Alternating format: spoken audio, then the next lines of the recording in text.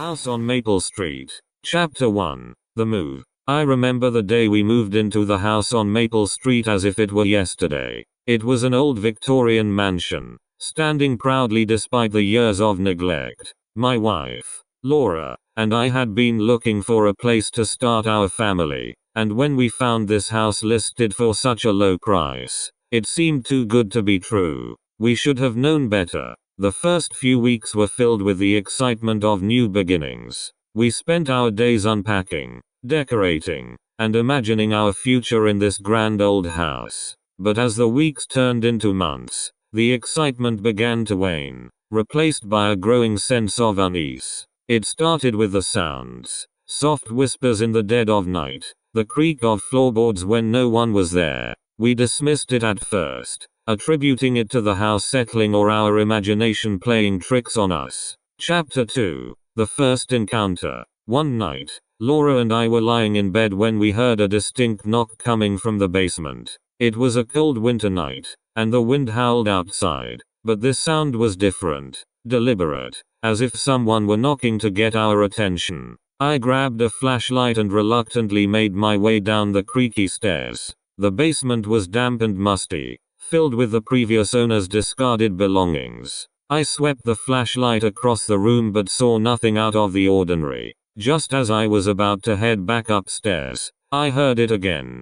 3 slow, deliberate knocks coming from the far corner of the room. My heart pounded as I approached the sound, but there was nothing there, just an old, dusty wardrobe. I opened it cautiously, half expecting something to jump out at me, but it was empty. I told Laura about the experience, but we both tried to laugh it off. It's just an old house, I said, trying to reassure myself as much as her. Old houses make weird noises. Chapter 3. The Diary. A few days later, while cleaning out the attic, Laura found an old diary hidden beneath the floorboards. The leather cover was cracked and worn, and the pages were yellowed with age. The diary belonged to a woman named Eliza Thompson, who had lived in the house over a century ago. As we read through the entries, a chilling story began to unfold. Eliza wrote about her husband, Charles, who had become increasingly obsessed with dark rituals and the occult. She described how he would spend hours in the basement, performing strange ceremonies and chanting in languages she didn't understand. The final entry was the most disturbing. Eliza wrote about a terrible night when she heard screams coming from the basement, and when she went to investigate, she found Charles standing over a blood-stained altar, his eyes wild with madness. Laura and I exchanged uneasy glances. It was just a story, we told ourselves, but it was hard to shake the feeling that something sinister had happened in this house. Chapter 4. The Haunting.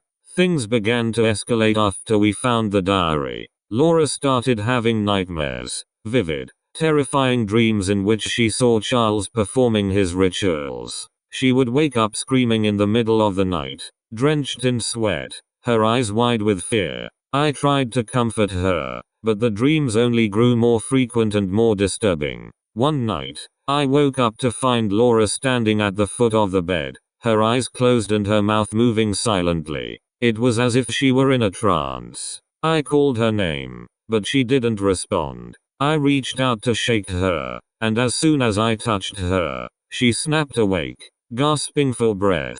What happened? I asked, my voice trembling. I don't know, she said, her eyes filled with tears. I don't remember. Chapter 5. The Shadow. The next few weeks were a blur of sleepless nights and growing paranoia. I began to see things, shadows moving in the corners of my vision, flickering lights, and faces in the mirrors that vanished when I looked directly at them. Laura was convinced the house was haunted, and I was starting to believe her. One evening, I was working late in my study when I heard a faint whisper behind me. I turned around, but there was no one there. I tried to ignore it and went back to work, but the whispering grew louder, more insistent. It felt like someone was standing right behind me, breathing down my neck.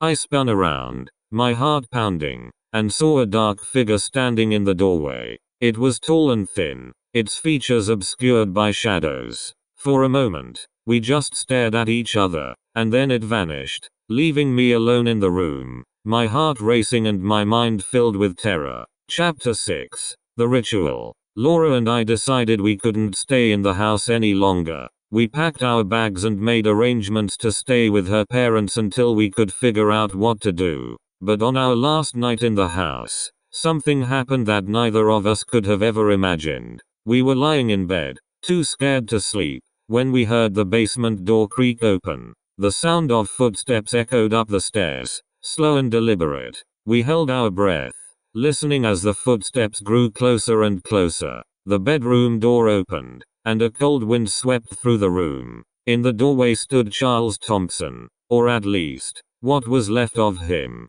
His eyes were hollow, and his skin was stretched tight over his bones. He stared at us with a malevolent grin, and then he began to chant. The words were foreign, guttural, and filled with malice. Laura screamed, and I felt a searing pain in my chest. I don't remember much of what happened next. There was a blinding light, and then darkness. When I woke up, it was morning, and the house was silent. Laura was lying next to me, unconscious but alive. We got out of that house as fast as we could, and we never looked back. Chapter 7. The Aftermath. It's been years since we left the house on Maple Street, but the memories still haunt us. We tried to move on with our lives, but the scars of that experience run deep. We never spoke of it to anyone, fearing they would think we were crazy. But I know what we saw, what we felt. The house on Maple Street was a place of darkness, a place where evil had taken root and thrived. Sometimes, late at night, I can still hear the whispering, and I wonder if we ever truly escaped. The past has a way of catching up with you, and some things can never be forgotten. I only hope that no one else ever moves into that house, for their sake. Some places are best left alone, their secrets buried and forgotten. But as long as the house stands, its dark legacy will continue, waiting for its next victims. Epilogue. Years later, I found an article about the house on Maple Street. It had been abandoned for years, and no one dared to go near it. The town eventually decided to demolish it, hoping to put an end to the strange occurrences that plagued it. As the wrecking ball swung and the walls came tumbling down, a sense of relief washed over me. The house was gone, and with it, the horrors we endured. But deep down, I know that some things can't be destroyed so easily. The memories remain, and the darkness we encountered will always be a part of us. We moved on, but the house on Maple Street will haunt us forever. And sometimes, in the dead of night, when the wind howls and the shadows dance, I can still hear the whispering, a reminder that some stories are never truly over.